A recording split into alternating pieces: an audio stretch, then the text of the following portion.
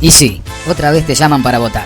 Otra vez se acuerdan de vos solo cuando te necesitan. Te dicen que tenés que votar para afianzar la democracia. Esa democracia en la que elegís cada 2 o 4 años a los que te dejan sin laburo, en la miseria, con hambre y encima te reprimen si protestás. Te dicen que tenés que votar los mismos que te cagan la vida y le vienen cagando la vida a varias generaciones de argentinos. Los que le llenan los bolsillos al poder económico mientras vos tenés que hacer malabares para llevar el pan a la mesa de los tuyos. Hace 40 años que votamos en esta farsa democrática y cada vez estamos peor los que somos parte de las mayorías populares, mientras unos pocos vivos se la llevan toda. En 1974, la clase trabajadora estaba en pleno ascenso, en lucha y organización. Pobreza y desempleo rondaban el 3 y el 5%. Los salarios eran los más altos de Latinoamérica y de los últimos 50 años. La riqueza del país se repartía 50% para los trabajadores y 50% para los empresarios. La deuda del Estado era de unos 3.500 millones de dólares. Fue con todo eso con lo que quisieron terminar los dueños del poder económico. Y vaya si lo hicieron. Primero fue el Rodrigazo en 1975, con el gobierno peronista como brazo ejecutor. Y luego la dictadura genocida, que modeló la sociedad que surgiría después de ella. Allí empezó la prédica antiestatal y pro capital privado que hoy predomina.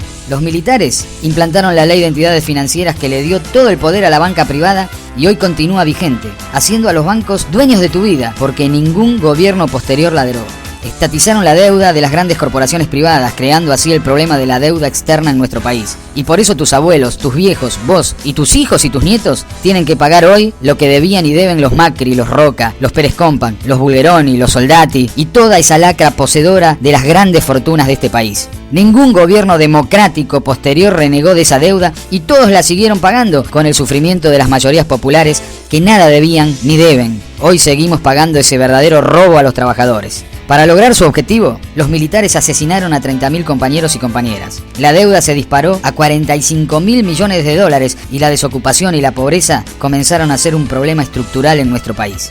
En 1983 volvió la democracia como farsa. Los milicos habían cumplido la tarea que el poder económico les demandó. Alfonsín no tardó en ponerse de rodillas ante el FMI, empezó a pagar la deuda y después vinieron el plan austral, la hiperinflación, el golpe de mercado, el aumento de la deuda, la desocupación y la pobreza. En 1989 se volvió a votar. El menemato destruyó los derechos de la clase trabajadora, las fuentes de trabajo, le entregó las empresas y los recursos económicos al capital privado. Crecieron la corrupción, la extranjerización, la deuda, la desocupación, la miseria y el hambre. Se votó de nuevo en 1999 y la alianza con hegemonía radical multiplicó la miseria y el hambre. Fueron tan grandes que se juntaron Piquete y Cacerola, corralito mediante, y el país voló por los aires en 2001. Se sucedieron entonces 5 presidentes en una semana, pero como temían al pueblo en las calles, aquella vez guardaron las urnas y se eligieron solos.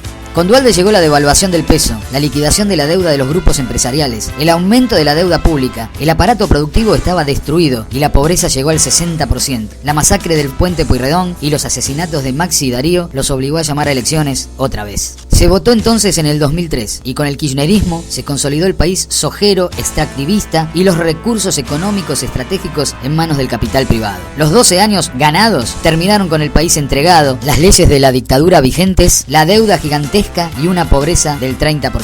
Se volvió a votar entonces en 2015 y se votó al macrismo, a un gobierno de los CEOs, el gobierno directamente de los empresarios, que aumentaron las tarifas de manera demencial e intentaron destruir los derechos laborales que aún restaban. Propiciaron el trabajo semiesclavo, como Uber o Rappi, sin ningún derecho, sin indemnizaciones, sin aguinaldos, sin vacaciones. Volvieron a pedir un préstamo al FMI, el más grande de la historia, y se lo robaron todo. Aumentó la represión, el gatillo fácil, la desocupación, la inflación, el dólar, la deuda, el hambre y la miseria.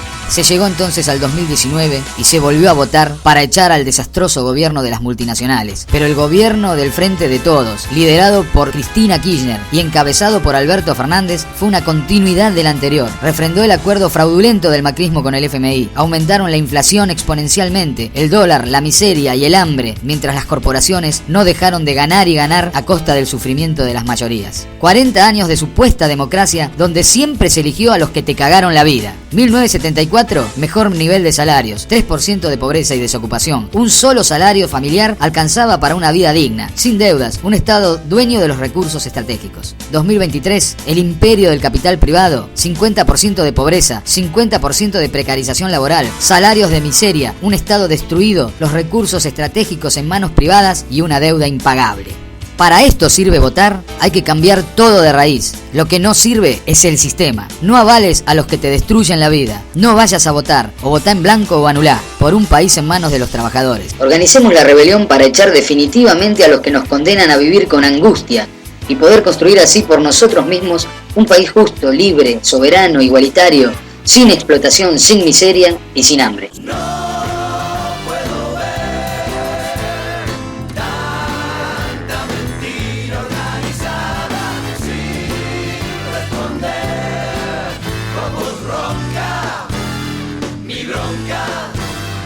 Mi bronca.